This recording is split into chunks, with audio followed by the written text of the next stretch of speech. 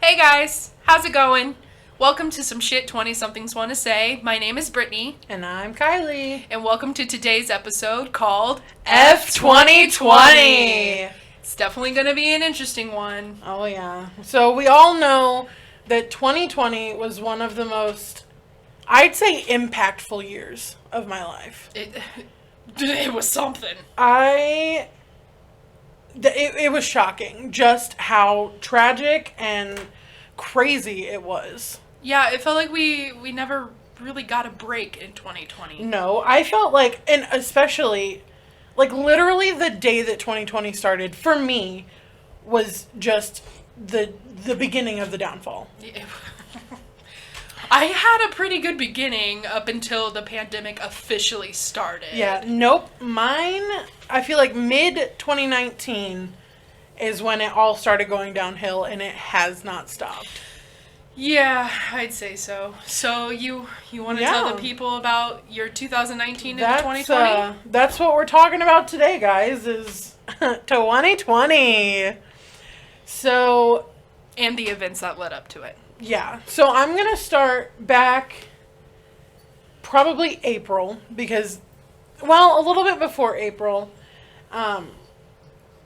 Actually, in 2018, me and an old friend of mine got an apartment together. And it was all right. It was definitely, it was one of the more toxic parts of my life. Nothing about that apartment was good. And I'm sure that you can attest to that because you spent a couple nights on the bathroom floor with me just bawling. I remember the phone calls of every time you had a mental breakdown, and it was rough to see you in such a position.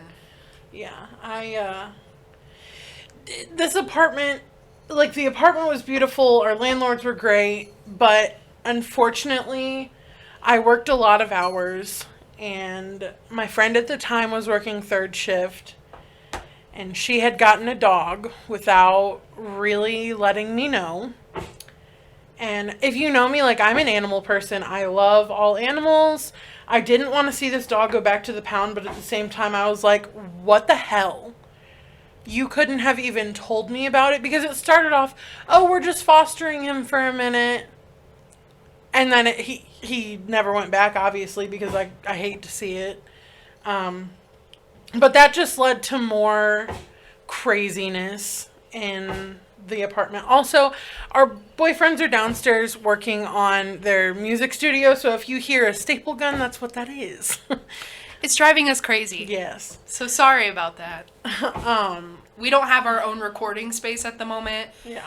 But I'm sure once the boys are done... Yeah, it'll be a lot better. Yeah. So, okay, back to the story.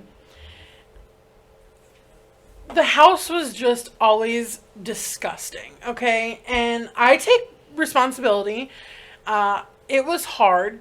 I was going through a lot mentally. And, I mean, that never really changed. I'm always going through a lot mentally. But, I battle my own demons, and everybody handles it their own way. But I feel like it's really important when you are going through that, you need to have a safe space. Right. And unfortunately for me, the only safe space I had in that apartment was my closet, because it was the only clean room. And then finally, I cleaned the bathroom, and that turned into my safe space because the closet got taken over. So it was just really rough being there basically by myself. And then in April 2019, sorry, Brittany and her ex-husband moved in. Yes. And well, actually, it was March. Oh, it was towards March. the end of March, beginning of yes. April. They had, which it was kind of odd, the timing. But they had gotten kicked out of their house that they were living at. Nothing bad happened. It was just... No, it was a mutual thing. Yes. It was just time for them to... You know, they were married now, and it was time for them to get out and do their own thing. Right. And my friend and I, at the time, the roommate that I had, were like, come stay with us, it's our You'll first... help us get Yes. us on our feet so where we can have our own place to go. Right. and- We were trying to really help Brittany because she was at a really vulnerable spot. And I don't even want to talk about the situation Yeah. because there are deeper issues that Right. we can't legally get into. Yeah. But I can say, because I lived through it, it was sad. And we moved Brittany and her ex in kind of just to help her by pushing him. Not in a, you have to do this, but hey buddy, you've lived here for a while, go get a job. And so it didn't end up working. And one night, I had gotten off work, or I don't even remember, but I had gotten off work and I went home with a coworker of mine because I was driving her home. And when we had gone into the house, or the apartment, we came back out. And when I got in my van with her, she said, I have something to tell you, and I feel like after seeing your house the way that it is, you need to know now. And I was like, what? What's going on? And this girl, there's a reason that we are not friends with her. She is A drama drama queen, She bro. lives for it. So immediately I knew that it probably was something serious, but just knowing her, I was like, oh, whatever, she's going to tell me and I'm going to blow it off like I always do. She ends up telling me, and we had 2 rules for Brittany and her ex-husband. It was no sex in our house, and that wasn't because we were crazy. They were staying in our living room. They, we just didn't want that. And I understand that they're a married couple, but it was more so we wanted them to get out on their own. It was a motivation Yes. to get us, motivated to save up and want our own place. Right. So it never was us being crazy, but so one rule was... I wouldn't say crazy. I think the word you're looking for is controlling. Right. Which I didn't think that way at all, because I completely respect your rules. Right. Well. Did ya? Did ya? No, you didn't. Nah. Well, usually, yes. When I'm myself, I respect people's house rules and I Yeah. respect people's households and just that sort of respect, Yes. So our other rule was nobody that we don't know in our home, which I feel like is a very valid rule.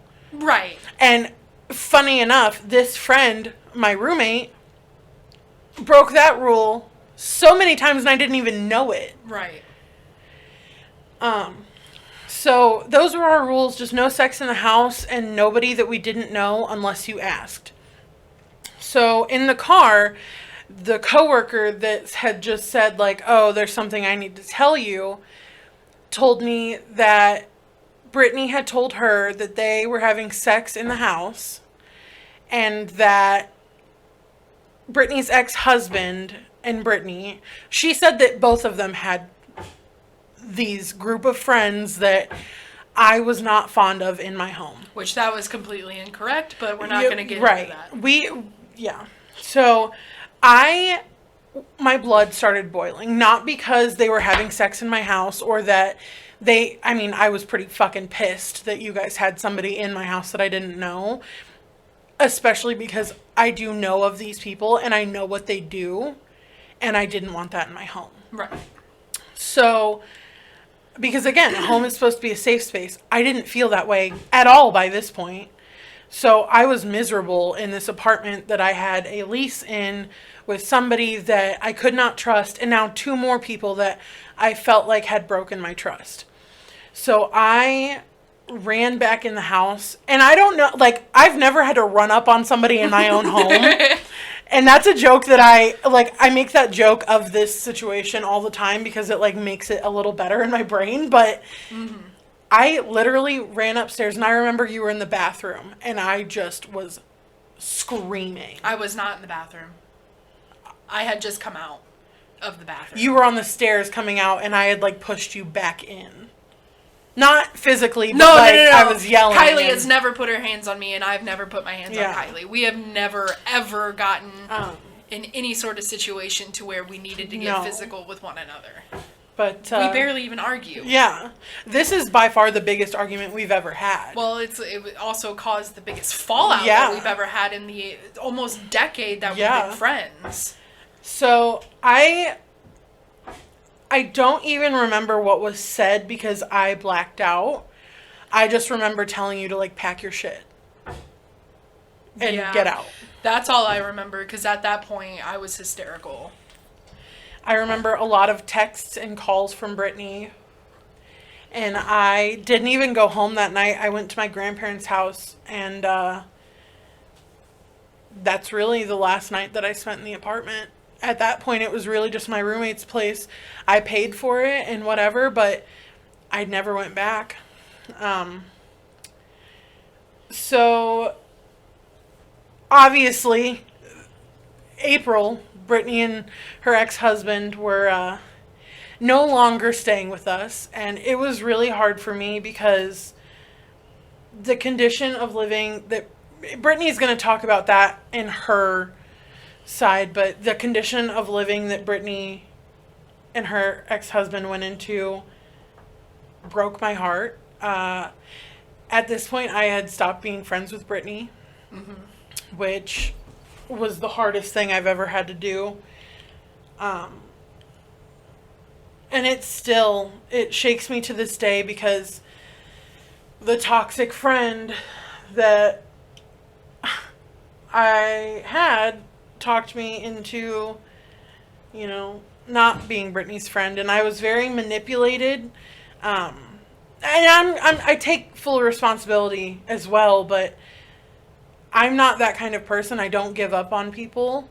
And it was kind of earth-shattering for me to I saw myself let go. And it was shocking, and it shocks me to this day looking back on it because Brittany and I have been through some shit. Yeah, and for sure. I've never left her side. So for me to be able to say, like, yeah, Brittany and I stopped being friends for, like, a year. Half a year. Half a year, yeah. It irks me. So I take it back. I did stay a couple nights at the apartment, just because I needed to get away. Things with my grandma had started getting a little shaky. She wasn't doing well mentally either, and her drinking had kind of gotten worse.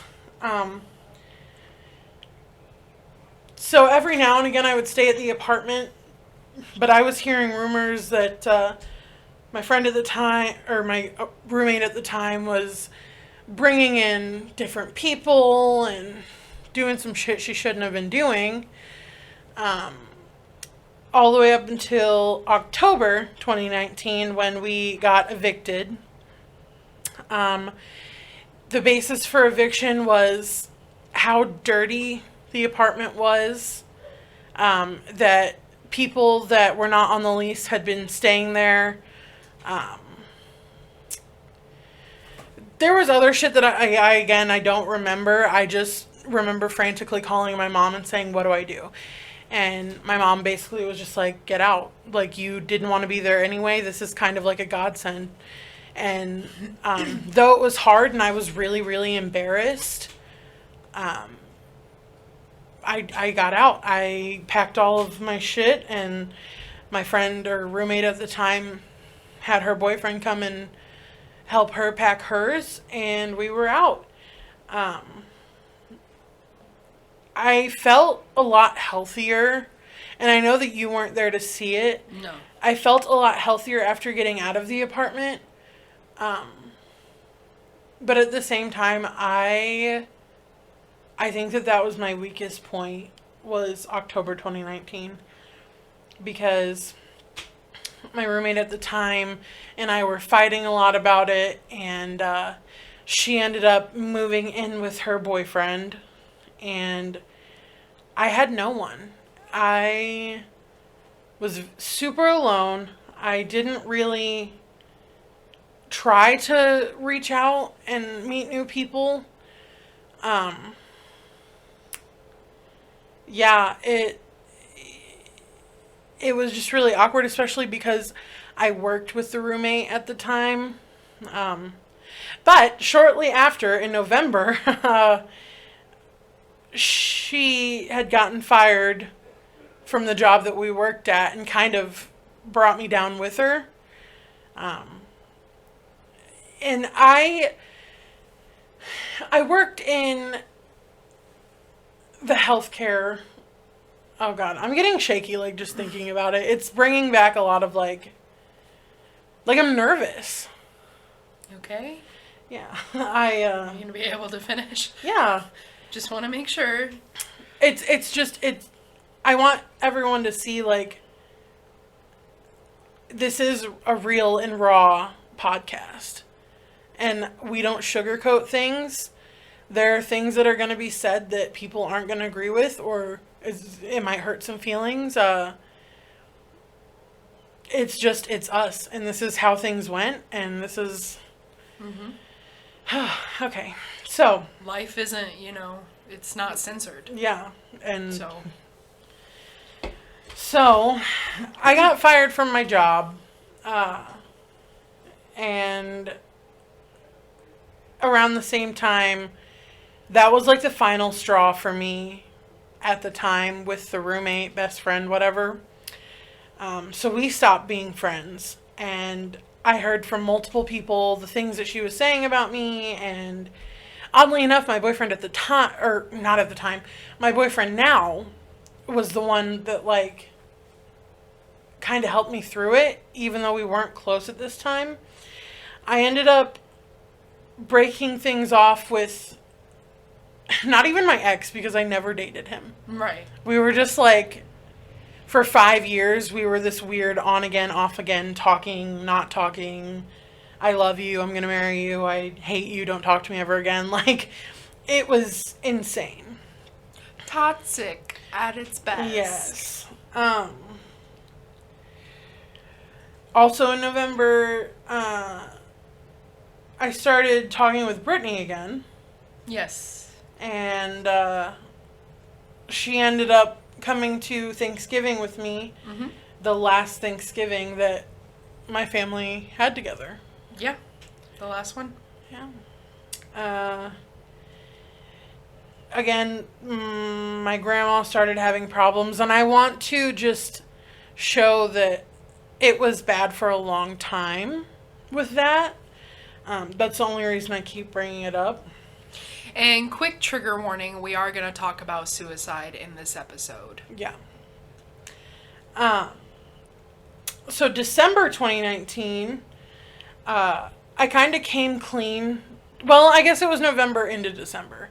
I kind of came clean with Brittany about just the way things played out and how I found out and what I had said in the heat of the moment and what, Not only that, we talked through everything. Yes. And we came to an understanding of why what went down the way that it did. And so, and that's one thing that Brittany and I really connect on is our ability to sit down and talk things out rather than, no, fuck you, I don't want to talk to you anymore. Right, just being open and honest with each other. That's something we have never struggled with. Mm-mm. From the day we met. Right. So, I talked to her about everything that I was upset about, and of course she was like, she just validated my opinions and was like, I know I did wrong, and I'm sorry. I own up to my shit.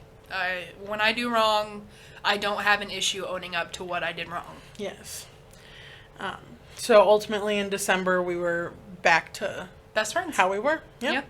Like it never really happened for us. Which I always talk about, like, I forget that we weren't friends for a while. Right.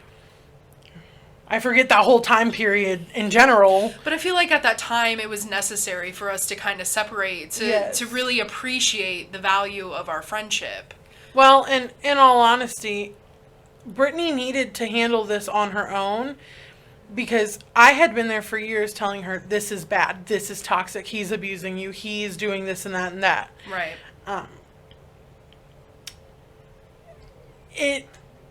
But it never clicked with her. So I knew that she had to hit rock bottom on her own, just like I had to get back up. And that's exactly what happened. Mm-hmm. So in January, literally the first night of 2020, New Year's Eve, my boyfriend at the time's dad's house burns down. And it's all I saw on Facebook. Your boyfriend at the time? Oh, actually, dang it. My boyfriend now. Your current boyfriend? Yes. At the time, we were just friends. But his dad's house burned down. And that was so insane for me to hear. I'm sure it scared you. I mean, first of all, I was worried that he was in. Preface, I've been in love with Nolan since I met him. He's my boyfriend. I'm gonna name drop. Nolan is my boyfriend. Go on any of my social media and you will see him. I've been in love with him since I met him. The first time we met was at a bonfire at my grandma's house. Yeah. And I remember. He was doing the prank calls, and oh my god, that was the first time we'd ever heard the word fupa. Yeah. It's just, he's my favorite person in the world, and he's so funny, and it drew me in. So I've been in love with Nolan since I met him, and hearing that his dad's house burnt down, I was like, oh my god, was he in it? Is he okay? Because my aunt is actually was his dad's neighbor. Mm-hmm. And she messaged me and she was like, hey, we're looking for clothes to donate to this family whose house burnt down, the Minix family. And I was like, what? What? I was like, I have 3 bags of clothes. Come and get them. We're donating everything. Right. So, I started talking with Nolan a lot in January, and then later that day, literally New Year's, my cousin died of... I forgot about that. I did not. Well, I'm sorry. No. That sounded insensitive. No, you're good. She had a brain tumor on her pituitary gland, and it burst and killed her. And now I remember. Yeah. I remember the text from you. And seeing the obituary on Facebook. So, literally, from the first day, I knew that 2020 was going to be a fucking ride. I was like, dang, what the heck? Issues with my grandma were continuing also. Still, they were just continuing to get worse and worse and worse. Every month I felt like she kind of just progressed with the drinking and struggling mentally. Mm-hmm. And she was never diagnosed, but I really think that the schizophrenia... Yeah, she showed a lot of symptoms of someone who suffers with schizophrenia. We're not diagnosing. We're just it's looking just at symptoms. The signs. Yeah. Also in January, the friend / roommate and boyfriend had broken up, and I had let her back in my life because she was now living with Nolan. Beautiful. So you can imagine what was going through my brain. February, though, Nolan and I got together. He was my boyfriend. Yeah, that was a good month. Honestly. I moved in February, too. February was when I started coming around and spending the night with all of you. And also, for Valentine's Day, we went on a double date. Or no. No. No. No. It was in March, right? No, it was the end of February. Oh. Yeah, it was the end of February. Okay, yeah. Oh, Noel and I did go on a double date for Valentine's Day. Yeah, but it was like, with your another set of friends. Yeah. So, February was honestly a good month. Brittany started coming around again. I was living with the roommate / friend that I was getting close with again, which I thought was great, but it did not turn out that way. Oop. Yes. Brittany started coming around a lot. Nolan and I were together. I was getting along with everybody that we lived with. And then the panini came. The panini. The panorama. Oh. The pandemic. We in the middle of a panoramic. We began a pandemic. Which, I can't believe you called it a panini. I feel so stupid. Oh my god. So, that, yeah. March was interesting. Honestly, in March we also started having problems with the roommate / friend. Yeah. Also, like, adjusting to the new lifestyle we had to live with masks and stuff. That definitely took a toll on a lot of things. Yeah. Brittany had also moved in March. Mm-hmm. Her and Johnny began dating. Which we'll talk more about that. Yeah, that's all her. But yeah, we began having a lot of problems with the friend / roommate. In April, the problems had began to become unbearable. There was stealing, lying, bringing random people around, going and seeing random people during a pandemic. And we all have pretty poor health. Right. We all have underlying conditions. Yes. You know? And at this point, we were just beginning to learn about it. Yeah. Compared to, like, if we compare what we knew then to what we know now, like, yes. That's terrifying to know. I also was still unemployed at this point, and finding a job was damn near impossible. Right. I had taken a couple months off just to be with family for the holidays, but then, like, it was March by this point, and I hadn't had a job since November. Right. So I started just, like, cleaning like crazy, taking care of the house, and yeah. In May, end of April, beginning of May, the roommate moved out. Yes. We had gotten into, not a physical altercation, but a very heated argument. Yes. I'm not proud of the way that I handled things. It's one of the biggest letdowns of 2020 for me. I'm a very, like, calm, cool, and collected person. I don't let my anger get out ever. I talk things out with people. I've never in my life... You're the mom friend. Yeah. You're the mom friend. You know how to keep it cool. Yeah, de-escalate a situation. Right. Well, buddy, I escalated this one. I could not hold my temper. I remember Brittany and I were cleaning the house because it was constantly trashed, man. Yeah. Brittany and I, the kitchen. Yeah, Brittany and I had both just moved in recently, and we were like, we can't live like this. We're gonna clean the house. And the friend did nothing but, like, sit on the couch unless, I don't want to sound rude, but, like, that's genuinely what it was. And, like, would kind of just, like, watch us do it until she noticed that we were annoyed, and then she would start helping. Right. And by that point, we were already pissed off. And we were like, no, just go. Like, we're good. We got it. Right. And, again, I don't like being mean, but it was... Every night we dealt with this. Mm-hmm. Her lying, going out, coming back at ungodly times. Finding our stuff missing. Yeah, the stealing became a bigger problem. And to this day, like, I know that we don't know for sure that it was her. But I know in my heart, like, I know.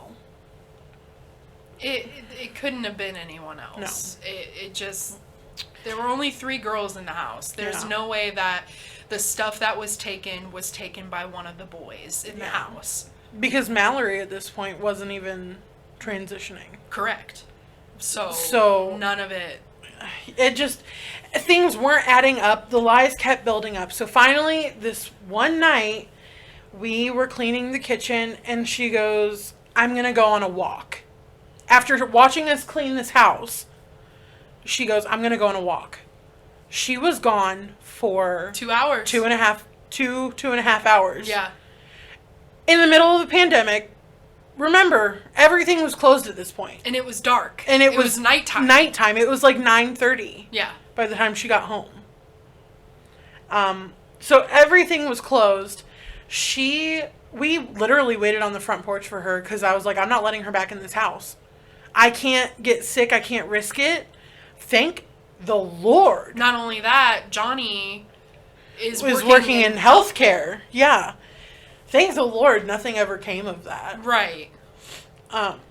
Could you imagine the danger that would have It was dangerous. caused? Yeah. Like, not only that, like, the people that Johnny and I now work with are so susceptible to deadly diseases like this, and just even the thought of one of them catching it, like, breaks my heart, because we know that 9 times out of 10 they will not make it through.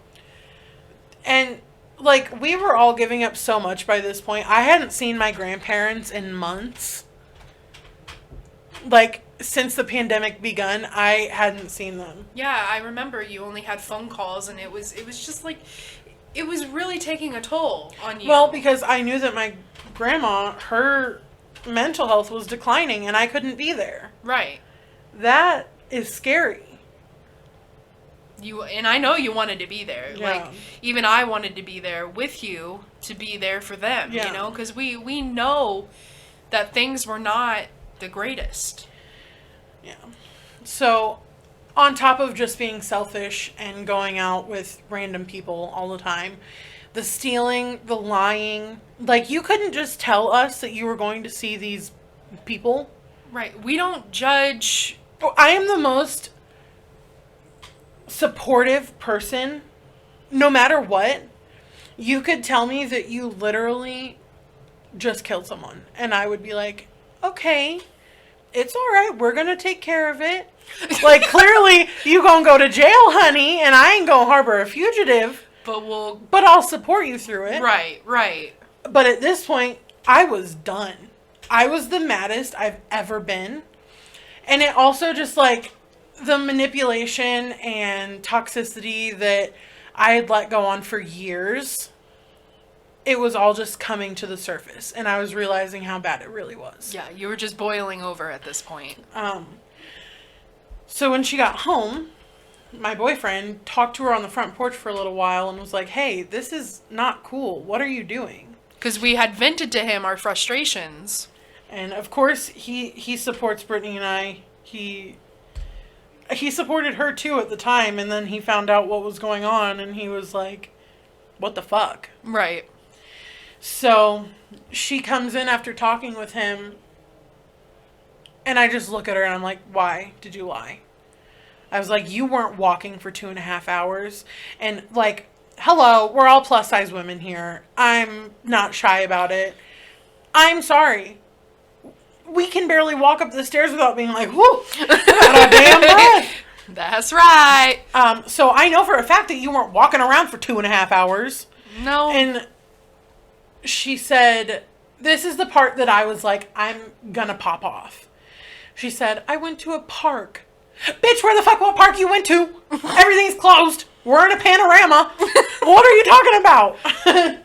So by this point, it's embarrassing, but I was standing in her face. I was like, I could feel spit coming out of my mouth because I was just talking so fast and I was so mad. I was clapping in her face, like. You were just heated. You were very heated. I felt horrible, but. You didn't put your hands on her. Well, yeah, I don't know. I was so. That's better than frustrated. What I can say. Yeah. I was so frustrated, and, like, this girl had been my best friend for Years. She was the first friend that I genuinely made when I moved here. Mm-hmm. So, May, I started noticing really bad issues with Granny. And it Was even escalating towards you. yes, the blame. She just couldn't think straight, and she thought that we were hacking her phone. She thought that, like, just crazy allegations were coming from her, and they started to be pointed at me. And I couldn't handle that because she's my best friend. Both of them are. I love them more than anything in this world. Yeah, and I think at this time you started distancing yourself from Granny. Yeah, well, I had to because she thought that I was intentionally hurting her, and I could never. Mm-hmm. So it was kind of causing a ripple in my family.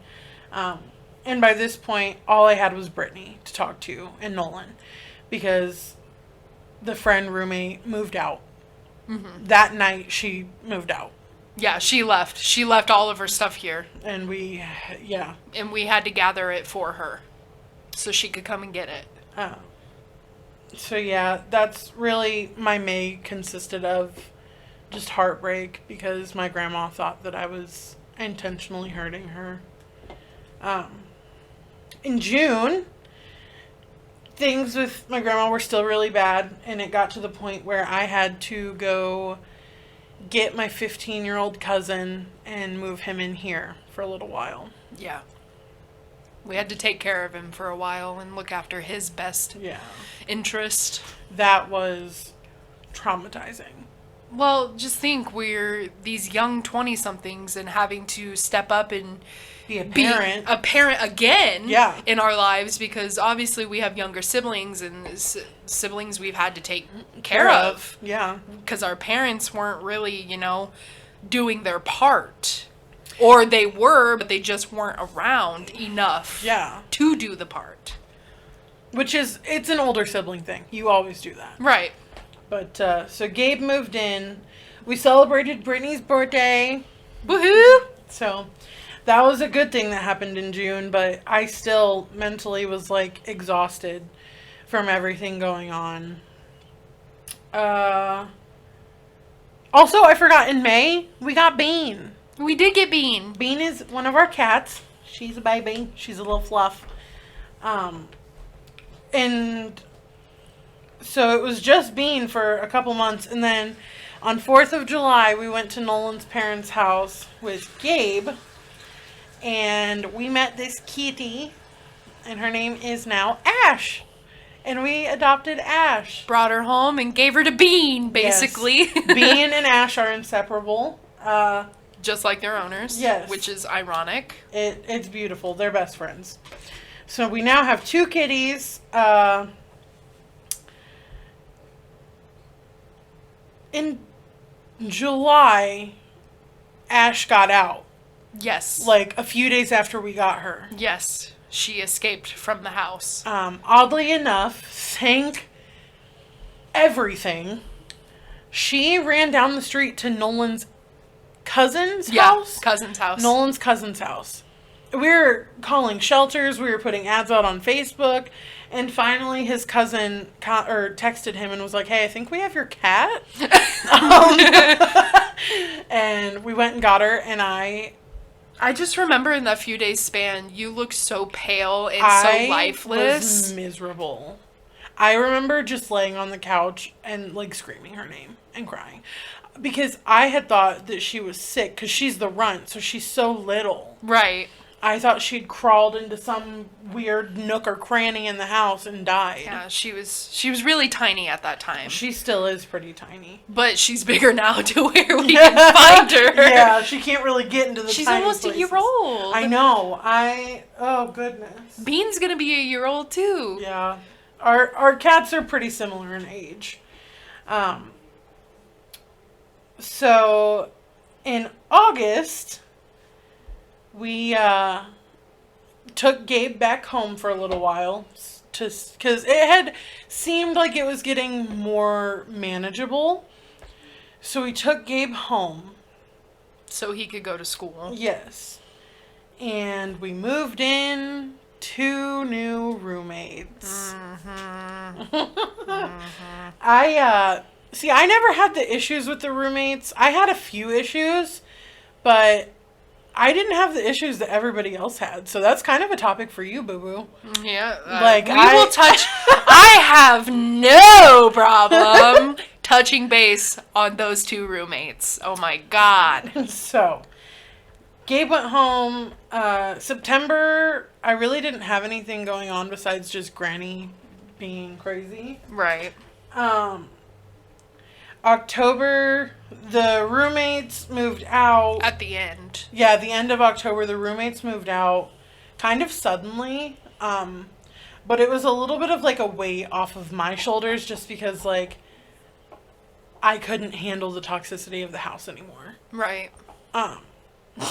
You're telling me!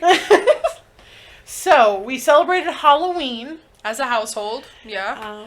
And I had to work that day, but when I came home, yeah. I got goodie bags for everybody. Yeah, for we made Halloween. goodie bags, and it was fun. And then November came. And this is a month that I'm traumatized by still. This is a big month for both of us. It was probably the hardest month of 2020. I have dreams about this month. Like, this whole month felt like a long day. Mm-hmm. Because I just was in and out of consciousness, basically, is what it felt like. Right. The beginning of the month was normal. I was excited because one of my other friends, her birthday is 5 days before me, on the 9th. So I was excited for the 9th. And it ended up being one of the hardest days of my life.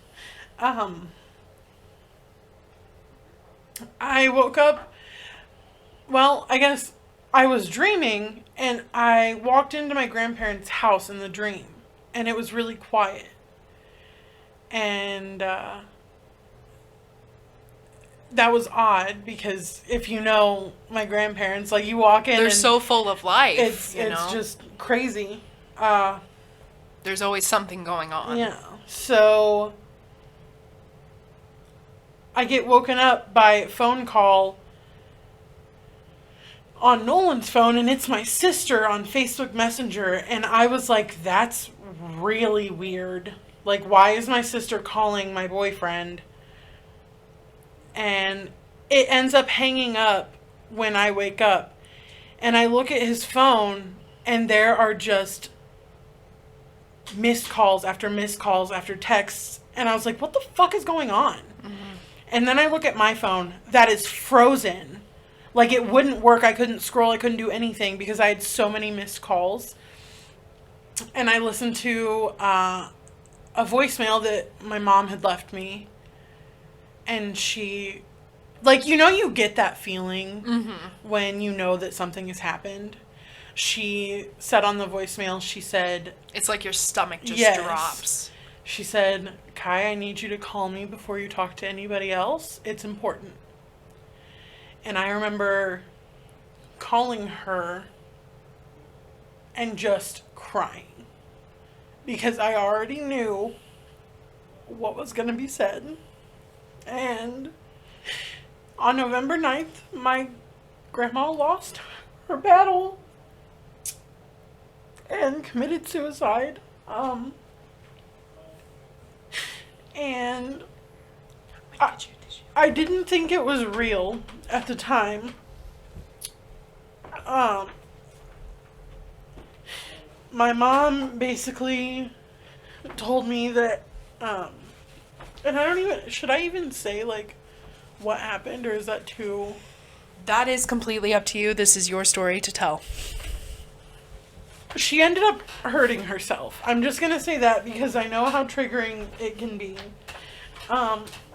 She hurt herself in a very traumatic way. And by this point, I think that I'm still dreaming. I apparently am sitting on my boyfriend and I's bed, and I'm pinching myself, and I'm screaming, And so Nolan runs and jumps up and is like, what is going on? Because I woke him up to that. And I tell him what she did, and he asked, is she still alive? Because it could have been possible that she didn't do it correctly. That's what I asked. That Yeah. was the first thing I asked. And I asked my mom, and she said, no, baby. And at that point, like, nothing felt real. Because that's my best friend, man. So losing her, I have trauma to this day. Like, I went from loving to call my family and talking all the time to them to I can't even answer the phone. When the phone rings, I, like, shrivel up inside. Which I feel like is really important to talk about. Because, you know, you and I have both struggled really hard with our mental health. Right. And seeing what this did to me, like, it just, it does get better. That's a really permanent solution to a temporary problem. And I know that people hear that all the time and it doesn't, like, seem real. But it's so important to know that you have people there. And if you guys listening don't have somebody there, like... We will. I am there. We will be there. 24/7. All the time. I don't judge. I will never, you know, look down on you. I just think, and this is my motto to life, you have to make sure your friends are okay. And everybody listening right now, you're a friend. So, you know... Make sure your friends are okay. We're here. We understand the struggle, and you know, we know what it's like not to have that support. So, you know, if we could just reach even just one person, like that is amazing to us, and we just want to be there. I mean, by no means are we perfect, but but we will be there. We will be there. Oh, so the days after what happened, my entire family showed up. My mom flew in from California. My uncle and his family came in, and we all kind of just secluded ourselves at Nanny and Papa's house.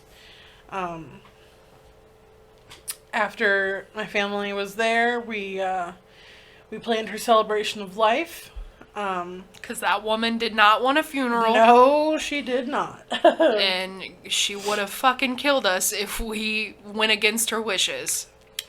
And then shortly after that, I turned 22. Woo! It was a great birthday present. Thanks, Granny. God, I mean, I did get what I wanted. I wanted my family around, so. This is the first year that I didn't spend Thanksgiving with your family. With my family. Mm-hmm. Which, understandably, you know, it was such...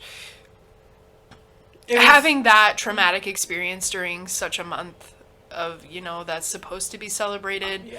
Like, I would not be in the mood to celebrate. I mean, I completely put my birthday on the back burner. Yeah. I remember. So, also in November, Brittany and I voted in the 2020 election. Yes, we did. We're not going to discuss that, who we voted for. We are keeping this podcast as non-political as possible. But I felt like voting in a pandemic. This election was so different because it was a pandemic. You know, getting there, normally you get through relatively quick. I mean... We were standing in line for an hour. Yeah. And just seeing everybody 6 feet apart, you know, most people with masks on, some did not. We had some that refused, which... Whatever. But it was just a sight. And I think maybe in the video we have a picture, or maybe we'll post it, something. Maybe we'll post it on our Instagram. There's a picture of the line. And I think it's so So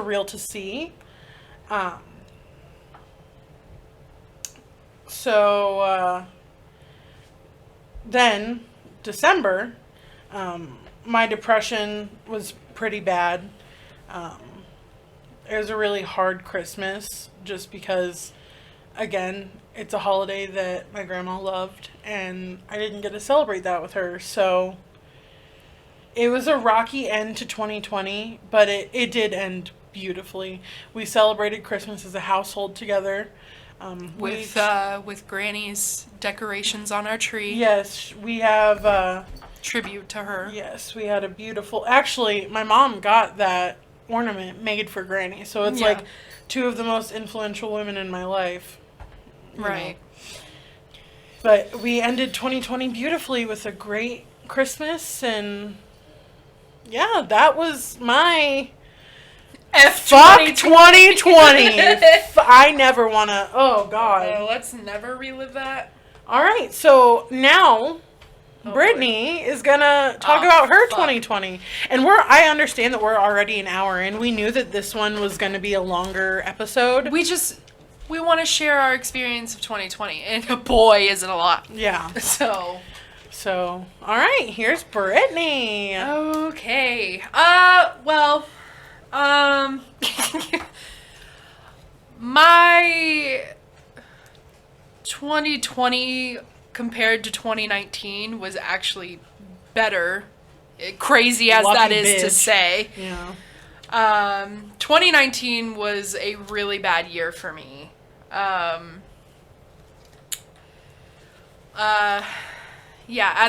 Kylie said,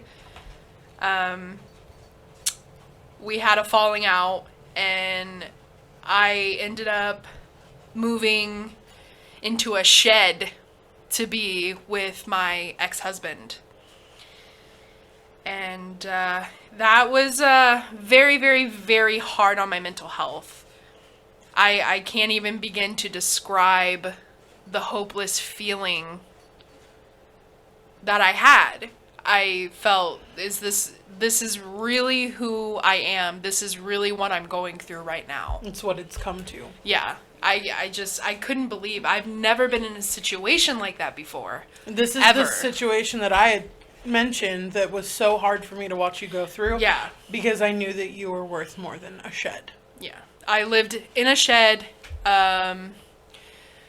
while my ex-husband slept in a house with another woman. So, I'm just gonna leave it to your guys' imagination as to how that really felt. And it wasn't the first time that my ex-husband had an affair. So, yeah, I'll just leave it to your guys' imagination how that felt. Anyways, in May 2019, I ended up doing something I never should have, and it resulted into me going to jail. I didn't kill anybody. Please don't think that. I didn't kill anybody. But I can't really talk about the situation. It's a legality thing. So, but just know that I ended up going to jail, and that resulted in me losing my job. It also resulted in me losing the shed, unfortunately. So at that moment, I was living out of my car and living from trap house to trap house with my now recovering drug addict of a mother. She's doing much better now, but I'm just saying that's just the kind of situation I was in at that time. Come July 2019, I finally had enough because I don't want to be around drugs. I see what it does to people, and I see how horrible it was. And I didn't even have food. I didn't even have hot water, just to take a shower. And I was living out of my car. And my mom ended up totaling that car, and I was still living out of it. So it was hard. It was very hard. And we weren't talking at this point still. No, Kylie and I... Every once in a while would check in, but other than that... we weren't really talking. But in July 2019, I messaged my uncle and I begged him to help me, and my uncle took me in. Like the wonderful man that he Yes, is. I owe my life to my uncle. My uncle really got me back on my feet. Anyways, we're going to talk about that. Yeah. Come August 2019, my uncle ended up having some hardships with his wife. So we were both really in a bad situation because of spouses. So we were really just trying to build each other up, and we were really just trying to, fix each other in the best way that we could, and just, continue on with our lives. Come September 2019, I met a guy and we started dating, and I was still going through court at this time. This court case really took a long, long while. For reasons unknown. I guess it's because I kept fighting what they wanted to give me as a plea case, because I didn't feel what they were giving me was justified. So I kept fighting it. I kept fighting it because I feel that I didn't do entirely wrong, if that makes sense. Yep. In October 2019, I got a new job at this little market called Miller's. And I worked in the deli. I really enjoyed it. I love working with people, so sometimes. So, I was still with this guy who I'm not going to name. Good job. And I was still dealing with court. They kept scheduling court hearings like months in advance. It was crazy. It was such a long and tiring process. Yeah, for sure. Come November 2019, I got close with Kylie again. Yes. And I ended up, closing the court case. And the court case went really well in my favor, finally. Yeah. And I even celebrated that with Granny and Kylie and Papa. So I called her crying, and I remember I was just so relieved, and I called her crying, and she was like, "Meet me at Walmart, that's where we are." And we went and had Arby's. Hey, that's a good lunch, bud. Listen, I am one of the few people that enjoy Arby's. Fight me. Same. And in November 2019, I went through another breakup. Obviously, this one wasn't as severe as, with my ex-husband. This one, I cried for like a day, and then I kind of just moved on with my life. Yeah. Because at that point, like, we were barely together. So it was really nothing compared to my ex-husband. In December 2019, I celebrated Christmas with my family, and I ended up seeing my brothers, my closest brothers, for the first time in a year since I've gotten married. And that just, I can't tell you how much my brothers, have my heart, and how much I love them, and seeing them just really, made me feel really good. I felt elated, and it was good to have them and to know that they still love me no matter what went down. Yes. I was also still working at this time. I was still enjoying my job. I mean, there were minor stupid things going on that really ticked me off, but it is what it is. In January 2020, nothing really eventful was going on for me. I was living with my uncle still, and I was still working, just, surviving in capitalism. Yeah. So, nothing really eventful in January. February, however, was a little more fun for me. I started spending the night with Kylie and her boyfriend Nolan and the friend that, Kylie mentioned we were having problems with at this time. And then I met my current boyfriend, Johnny, at this time. And we started hanging out and talking. He's a horrible texter, by the way. So good luck getting a response out of him, unless it's a subject he's really interested in, which is very hard because he's such a nerd. Anyway, March 2020 was pretty eventful for me. Johnny had asked me to move in with him before even asking me to be his girlfriend, because I had lived an hour away. I lived in Garrett at this time, and he lives in Huntington, and obviously that's some distance. So he looked at me and was like, "Why don't you just move in? It would be easier for me if you just moved in." And I was like, "I'm waiting for a different question before that one." And he was like, "What do you mean?" Like an idiot. Like a typical male. Let's just say that. Yep. And then he finally asked me to be his girlfriend, and we became official on March 16th. Woo!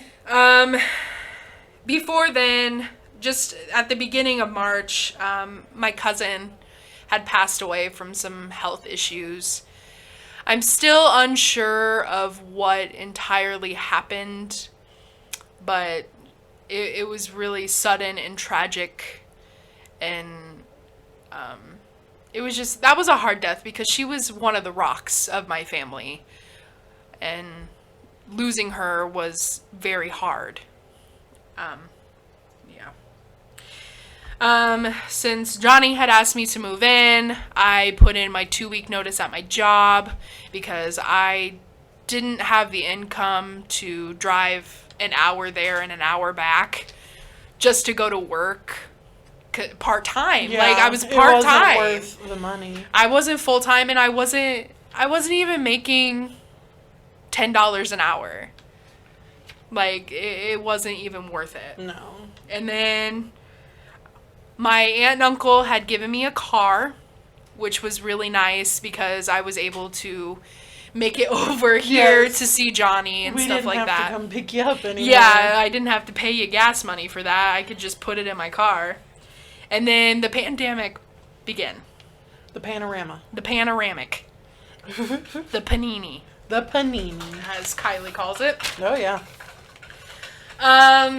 April 2020 came, and obviously I was unemployed.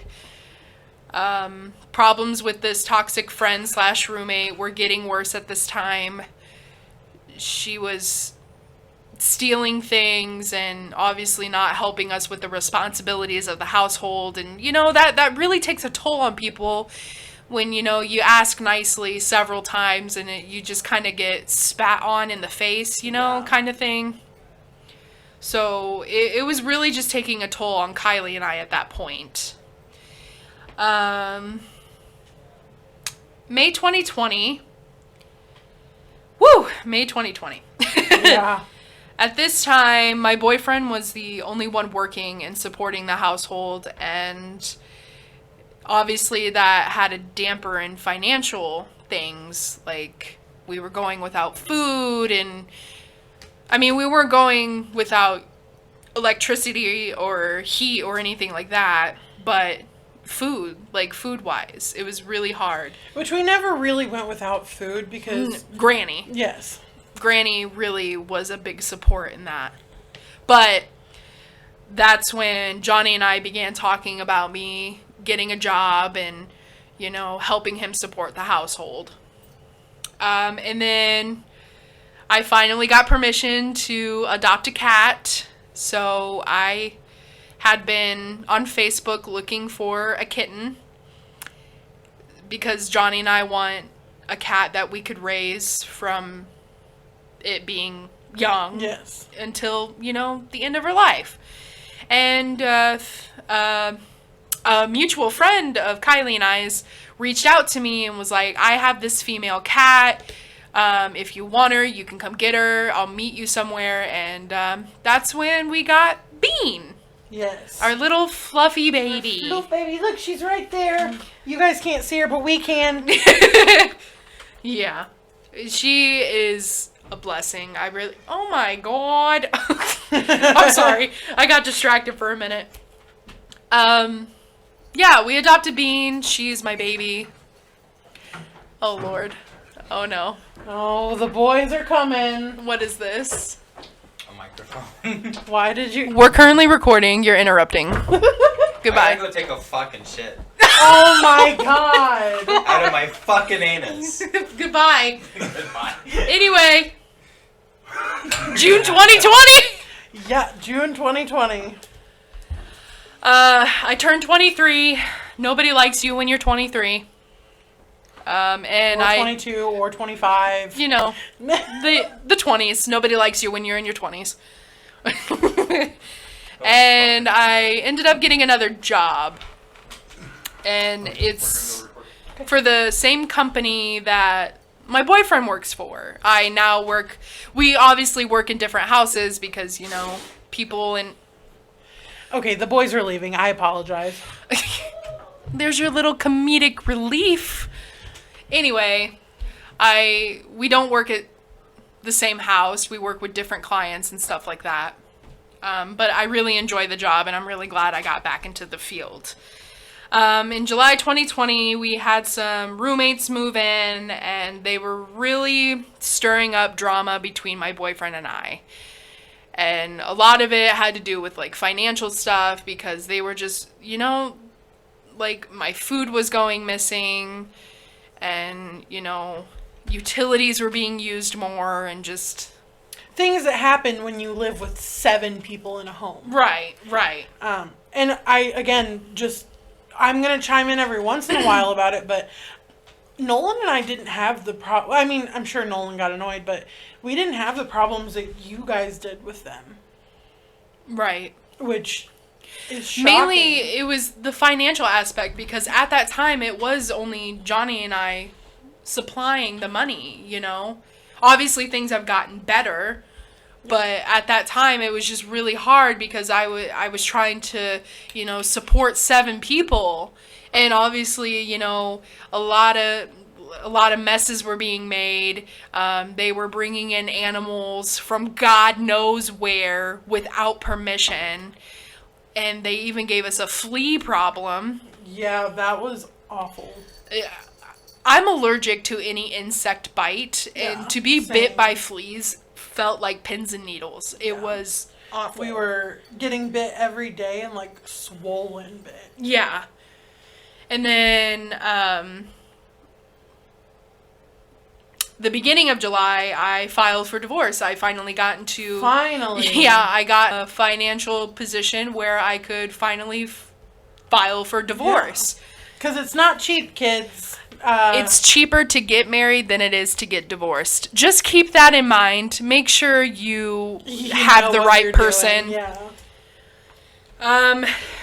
August 2020, frustrations with roommates were still going on, even after ample amounts of house meetings we would have. And, they would act like they would understand where we're coming from. And then they would continue to do the same shit. And that's where I'm like, what the fuck?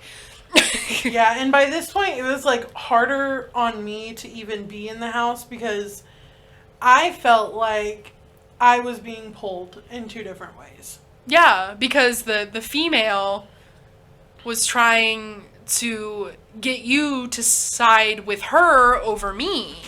The thing is, I wasn't siding with anyone, though. That's, not who I know, am. but that's Right, what she was right. trying to accomplish. And she was even trying to turn... Your boyfriend. My boyfriend against me, the entire house against me. And no, this isn't a paranoia thing. This was really happening to me. It felt like we were in high school all over Yeah, again. it was just petty bullshit drama, and for no reason, too. It was like they were bored. And September 2020, this was still going on, and Johnny and I, like, we had almost broke up several times over this situation. Yeah. And, like, my boyfriend has a tendency to be way too nice to people, and he lets people take advantage of him. And these are the type of people to take advantage. Right. Do I think the people we currently live with now do that? No. I feel like we all have a really good dynamic, and we all, you know, we get along very well, and we work together very well. So I have no issues with having roommates. It's just there are certain people that come in here and try to uproot everything, and I don't like that. I don't deal well with change. Yeah. And Kylie's the same way. Like, we don't do well with change. Like, we need time to prepare for that, and I was given no time. Yeah. Fun fact, I don't even remember them living here very well. I think that just It's a blur. But I remember certain situations because, like, I was about to lose my boyfriend, who I love very much and want a part of my life. Not only that, do you remember the situation where they had told me that you were talking shit about me? Yes! We almost stopped being friends again. Yeah, over stupid bullshit drama. Yeah. For nothing, for shit that wasn't even true, because as Kylie and I have said ample times, we are so good at being open and honest with each other, and if, like, we have frustrations towards one another, we have no problem voicing that to each other and talking through it. Yeah.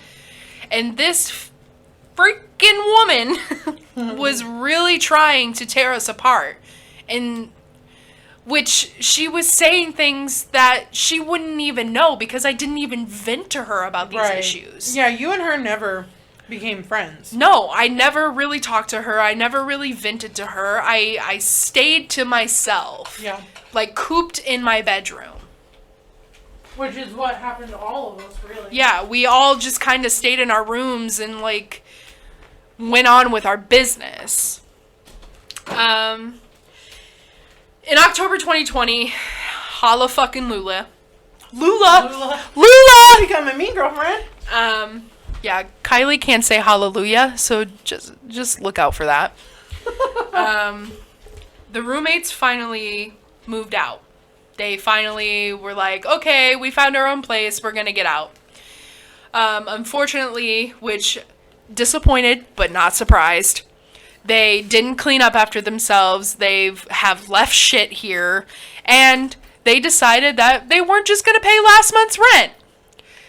So that was really cool of them to do.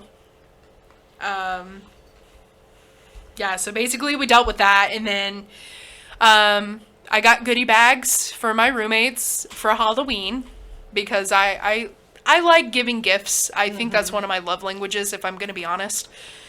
And I thought, what a better thing to do to lift, like, spirits, you know? Yeah, that was a good day. We just sat on your bed and Yeah. made goodie bags. Yeah. It was fun. I really enjoyed doing that, and I would definitely do it again. I like doing that sort of thing. Maybe I'll be like a cool mom or something. Yeah. If I ever have children. Okay. All right. Now we're to November of 2020. Oh, shit. As you guys know, Kylie is really like family to me, and her family had become my family. Not only just to Brittany, but, like, to us. Yeah. We look at her as another grandkid. Yeah, it just... Or cousin or sibling, whatever. I have never been accepted by a family before the way I have by the Wallens. They are a fucking blessing, and I will never be able to thank them enough. They really were there in my darkest times. They just... You mean a lot to me. You mean a lot to me. Well, you mean a lot to us, too. And November 9th came, and I woke up to pounding on my bedroom door. And I woke up and said, come in, and Nolan had come in frantically and was like, I need you to come to my room. Like, Kylie's crying, I need you to come to my room. And I said, and mind you, I'm half asleep. So I'm like, what's going on? And then he said, Lori, as in Granny, shot herself. And I went, what? What? So I got up and I was literally like running to Kylie. And she was just on the phone sobbing. And the only question I got out of my mouth was, is she still alive? And when Kylie shook her head, I immediately began sobbing. See, I don't even remember you coming in. I won't forget it. It's not a sight I wanted to see on that day, knowing your birthday was so close. It wasn't it wasn't a good image for me, and I can't even begin to describe the devastation of seeing you in such a state. And to have lost Granny, my voice is getting shaky. Sorry. Well, because Granny was like a mentor to you for Granny a long time. was the mother I never really had. She taught me everything from like cooking these meals and, you know, basic car maintenance because no one taught me. You know, she taught me, and she was there even To put it into perspective, my granny literally kept the kind of oil that Brittany's car took in our garage. She did. Because when she heard that loud ass car, she said, "Girl, you checked your oil lately?" Brittany said, "No." Granny said, "Go to the garage, go get it." Yeah, she immediately, it was your oil. Yep. Your oil. It never failed. Or, you know, I got, you hungry? Go make you a plate. Yep. That's what I would get, you know? And, like, Granny, I really have a fondness for Granny because she wasn't afraid to tell me when I was being stupid. Yep. Just like you. Like, and I think that's why I love you guys so much, is because, you know, even though I was being stupid, you guys were still there and supporting me and loving me through it all. Yeah. So, losing her was one of the biggest devastations of my life. And it's something I'm still dealing with, and it has a toll on my own mental health because I've been in the same predicament that Granny had been in. But fortunately enough for me, my attempts were not successful. And now I see what a successful attempt would look like. And Not only for you, but for everyone around you. Right. I don't know if I could handle putting that kind of pain on someone, knowing that they'll never have the answers. So, it's just... It's hard. It's still hard to this day. Like, Kylie and I talk about this all the time. It's like we're in a dream state. It's like it hasn't really happened, but you know, she's not here. You can't call her. You can't go over. Right. You know. But I hear her laugh, and you know, I see her face when I close my eyes. I have dreams about her, and just... We know that she's with us. Just... Definitely. She's definitely with us. There's no doubt about it, and I don't care what anyone says. Yeah. She is there. Yeah. She will never leave, because I feel like she had such a strong impact on our lives that sort of bond that we had with her will never ever kill her in her memory, you know. You talk about a rock of a family, that was her. That she was the sole rock of the family, and like, it's weird to not have that, but in a weird way it did bring the family closer, which I appreciate. Yeah. And, you know, we check in on each Yeah. other a lot more.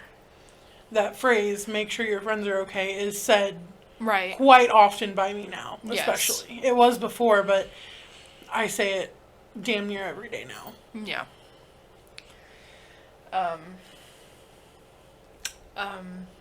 Along with that, I celebrated Thanksgiving with my family, and my mama has Lou Gehrig's disease, and her health is really declining. Doctors have given her only 5 years to live. And it's really hard to see what Lou Gehrig's is doing to my grandma. And it just sucks because I can't help her, and there's no cure. Like, doctors can't do anything about Lou Gehrig's. But also there's this fear in the back of my mind that, you know, if it's hereditary, what if I'd go through that? Because my grandma was only 60 years old. My grandma was very young. And she's going to die before she's even 70. And that is heart-wrenching. Yeah. I can't put it into words. And seeing such a wonderful woman full of life just lose it to a disease that no one has control over. And it's hard. It sucks. And there's nothing we can do. Like, there's no treatments for it. There's nothing. The only thing we can do is, you know, make sure she's comfortable and that she's safe. That is basically all we can do. Because Lou Gehrig's it's a rare disease. It's and of course my family's the one to get it, you know. Yeah. But yeah. As Kylie stated, we voted Yeah. in the big 2020 election, which we all know how nail-biting that was. That was... It was quite the experience. But, you know, the experience of voting in a pandemic was completely different from the previous years that we voted. Because Kylie and I, we have voted since, you know, we turned 18. Yeah. It's always been really important to me, like, to make sure Using our voices and you know, them being heard to bring change and, you know, the change that we want to see. You know, everyone has their views and it is what it is. But, like, you know, voting is the way to go about it. Yeah. But, yeah, seeing everyone 6 feet apart, like, we were in line for an hour just to vote when literally, like, the year before it was... Or the previous election, we were in and out in like 10, 15 minutes. It was crazy to see all the people come out and vote, even during a pandemic, which is insanity. I don't know. It was cool though. It was good to see, you know, my fellow citizens, you know, using their voice and getting out there, using their rights, and it was cool. I enjoyed it. Yes. Even in a pandemic. And yes, I did wear a mask. Yeah. And finally, mid-November, my divorce was finalized. Woo! Yes. I was finally free. Because in the state of Indiana, you have a 60-day waiting period from the time you file divorce. Yeah. And it's just in case you want to change your mind, which there was no changing my mind. Yeah. We just, you know... It was over. It was over. It was done. Finally. I got my last name back and my maiden name, obviously. And, you know, it was liberating. Yes. It was so good to see you. I felt good. Finally put that behind you. I felt good. I mean, obviously, I still have my bad days about it because it was such an abusive relationship and it was such a toxic relationship. And, you know, it was very traumatizing. It was a traumatizing experience from beginning to end. Yes. And, like, the end was the most traumatic. It just was a lot packed into a little bit. Right. Like, we were together for a total of 4 years, and we were only married 11 months before, the Big Bang happened. There you go. And, it just, so much of that toxicity just, it changed me as a person. It made me a very bad person. I was not myself. Which is why Kylie and I really had a falling out, because I was choosing this guy over, myself and over people who meant a lot to me. And it was just, it was ugly. It was hard to see for sure. And I was so stupid. I was so blind to it. But now I know that that's not something I want to go through again in my life. And it's really helping me in, like, new relationships, setting boundaries. Like, Yes. That is one of the things I struggle with the most, is setting boundaries. But I'm here and I'm doing it, so. Yes, ma'am. But yeah, my divorce was finalized mid-November, so that was nice. And then we get to December. Oh, before I get to December, in November, I started taking my antipsychotics again for my mental illnesses. And Woo! the variety that I was on was not good for me at all. Yeah. I was on a lot more medication than I am now. And I was on harmful medications. They were making my conditions worse. Like, to the point I would become physically violent. I didn't put my hands on people, but I did throw items at people. And I would be very combative and This very... was not the I- Brittany that we all know and love. I wasn't myself, and that leads into December. Like, I'm still on these medications, and, like, my doctor is not listening to me, and because I was going through a family doctor to treat my mental illnesses, and obviously that was not the right decision, and it was more harmful than it was good Yes. for my treatment. And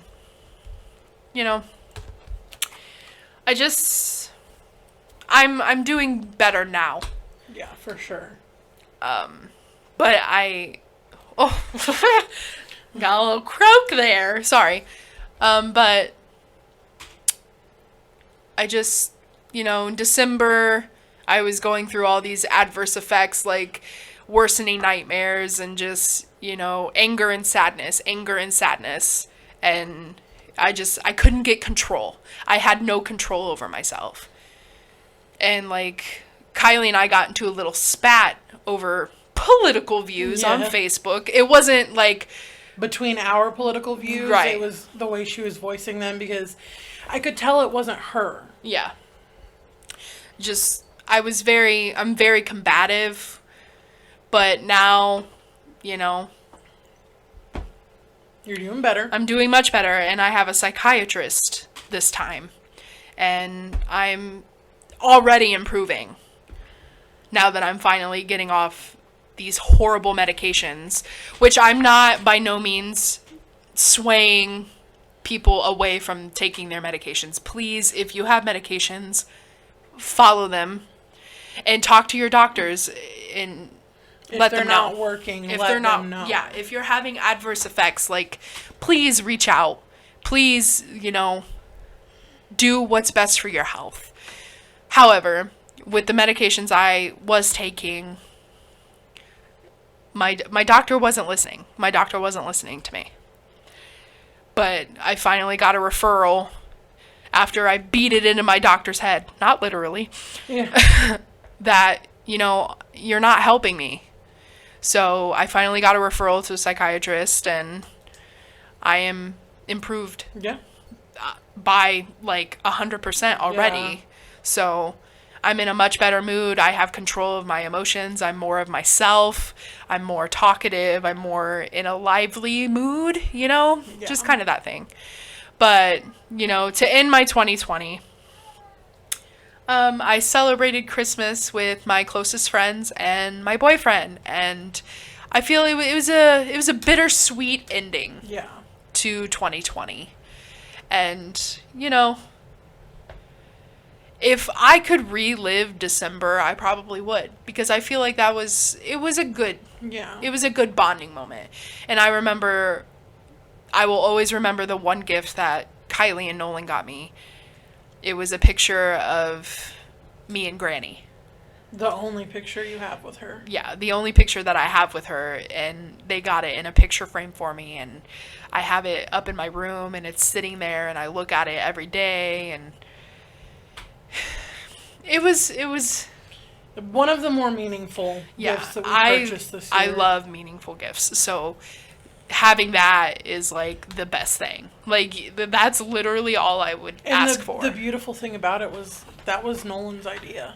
It was, yeah. Which shocked me, because he's not the most, like... sentimental. Yes. Like, he's more of a jokey, day-to-day, whatever.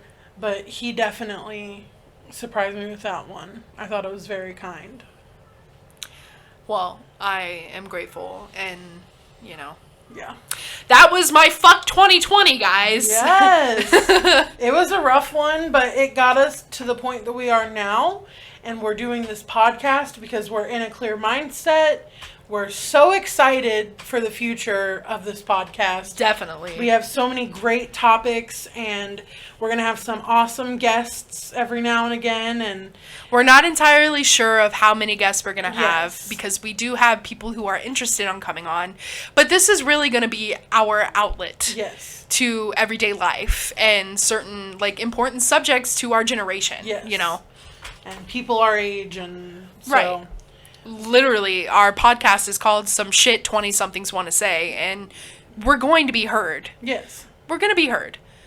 But like we said earlier, this is going to be non-political as much as possible, because... And non-religious, you know, the religion, politics, they're not really going to be... on this podcast. On this podcast at all. It's not something we want to discuss. It's something we actually want to escape. Yes. So. But for our subscribers right now and the listeners, we are so thankful, and the amount of support that we have gotten so far. It's crazy. It's amazing. Oh my gosh, like, I'm so excited though. Yes, like, we cannot wait for our voices to be heard and to get to chit chat with you guys. Yeah, like, we'll probably do Q&As as well and answer your questions. We want to talk with you guys. We want to, you know, have you interact with us. We want your voices to be heard as well. Yes. Which a lot of the topics have been given to us by you guys. Yes. So we're so excited. And we know that this is an hour and a half. If you've made it this far, we talked for a while. We just want to say thank you. Yes, thank you so much. Appreciative. And we can't wait Yeah. for the future. We can't wait. We're looking forward to where this podcast is going to go. Yes. So, all right. That's it. That's Thank it. you, and fuck 2020. Woohoo! Bye.